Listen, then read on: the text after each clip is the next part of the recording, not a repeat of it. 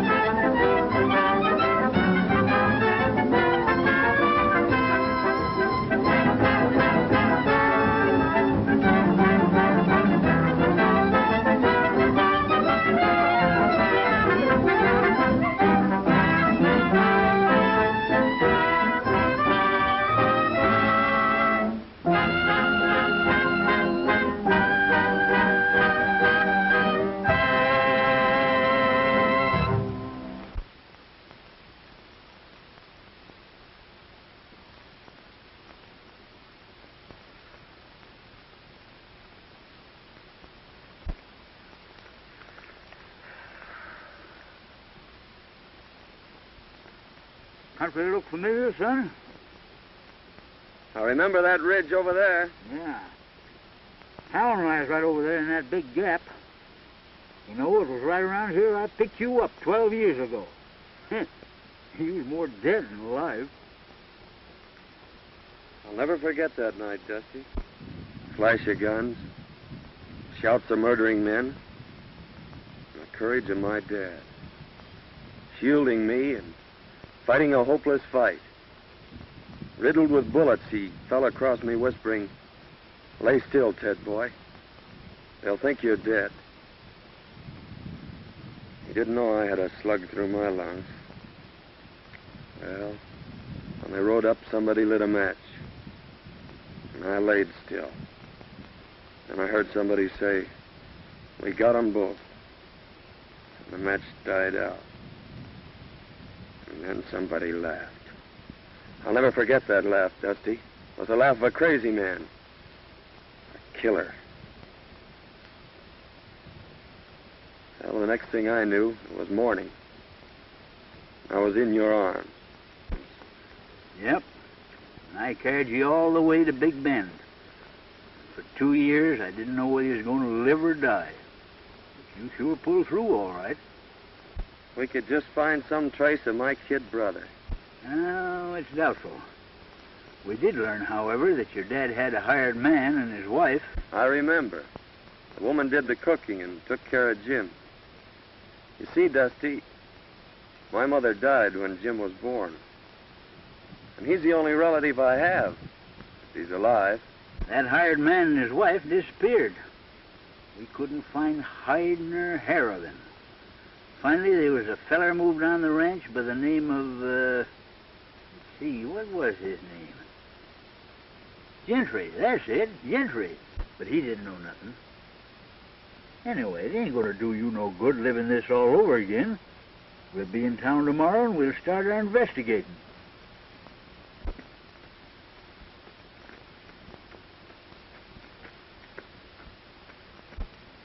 Hey, Dusty.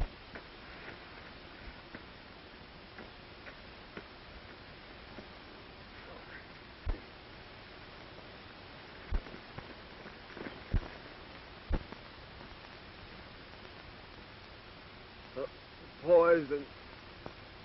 Water hole. I didn't know.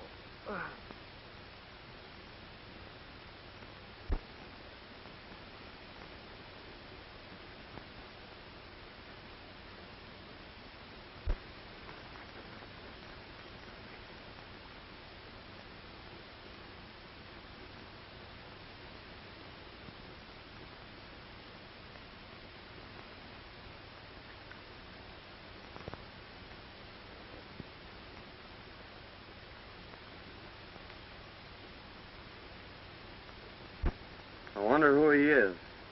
Maybe we better open it.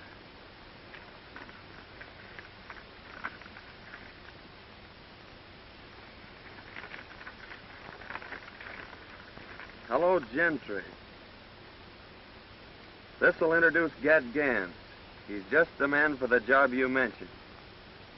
Sorry I can't do it, but I got a couple of star packers on my trail. Gets plenty tough, as this enclosed poster will prove. Good luck, Bill. Gentry. Gentry. He's evidently planning a killing. Why, that's the fellow that got your dad's ranch.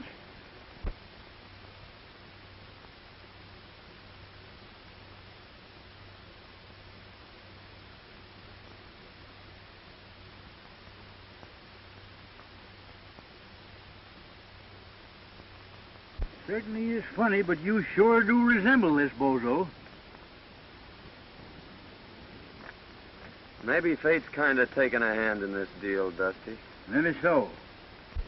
We don't know what this Gentry's up to, but we're going to find out. What do you mean? I mean that from now on, I'm Get Gans, murderer.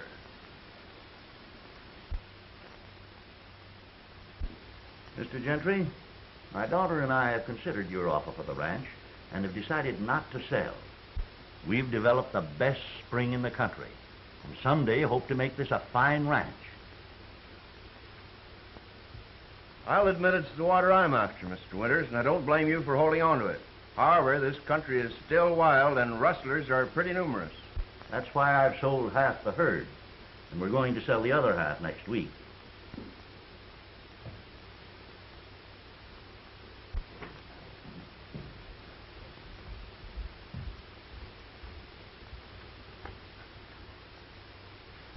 Excuse me just a moment, Mr. Gentry. Go ahead.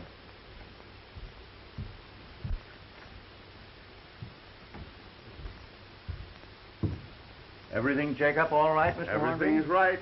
They're on their way.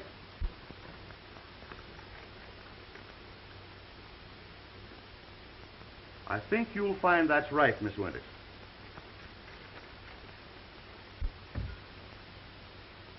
That's quite right. Thank you so much, Mr. Hornby. Too late for the bank now, Dad. I'll have to deposit this first thing in the morning. I've got some 2-year-olds I'd like to have you take a look at. All right. How do you do, Mr. Gentry? I'm very happy to see you, Miss Winters. Your father told me that you decided not to sell. That's right. We're quite happy here, and it's the kind of a ranch that Dad's always wanted. So why shouldn't we keep it? Well, if you're happy here, that's all that matters. As your neighbor, may I be permitted to call sometime? Why, of course. Dad and I will be delighted to have you. Thank you. Goodbye. Goodbye.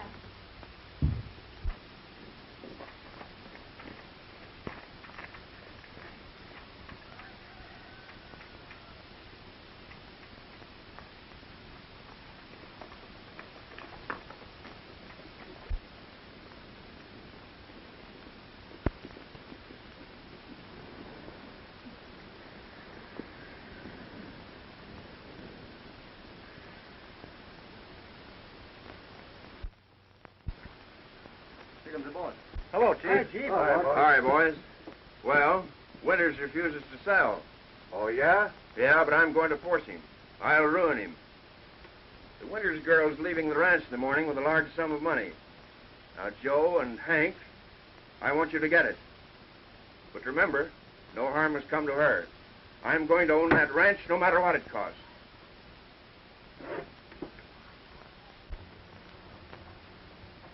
There you are, honey. All right, Dad. And I'll be right back. Be careful.